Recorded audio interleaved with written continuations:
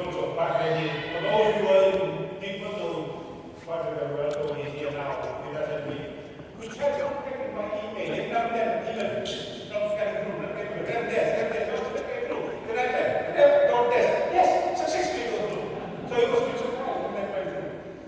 It's nice to see you here and to be part of this fellowship. This is what we do when we're here, if you trust that God is there, even though most of the things we do.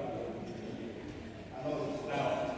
President of the Fiji, because this is what we expect when we come to Fiji in the summer.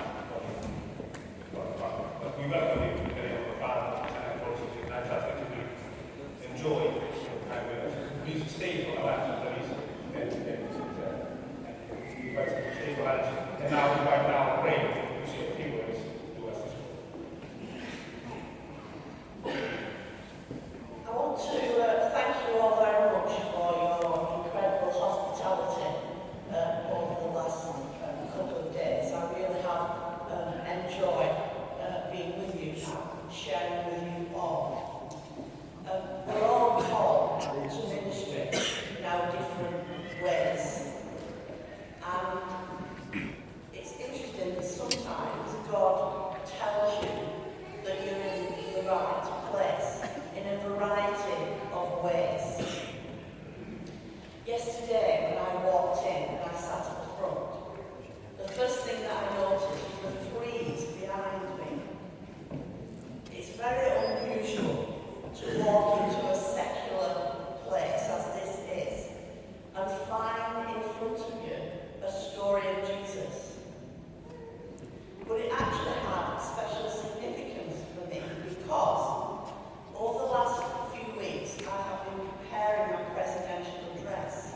The conference happens on the Saturday afternoon. We were there on the Sunday for the morning worship. On the Saturday afternoon I'm formally introduced as the secretary, as the president of the conference. Secretary, that would be a good one. It will be president. I'll be formally inaugurated as the president of the conference. And then I have to give a speech. And I've really struggled with this speech. So much so, it's only this week that I've decided draft one was completed and it could go off to the person who's going to read it for me. The two readings that I have chosen are the two readings when Jesus speaks to the disciples about going out to fish. One right at the beginning of his ministry, when he asked the disciples to fish and to fish in a different place. And then at the end of his ministry, one of the resurrection appearances, when he tells the disciples to put the net to the side. If you look at the frieze behind me, you will see that both of those readings are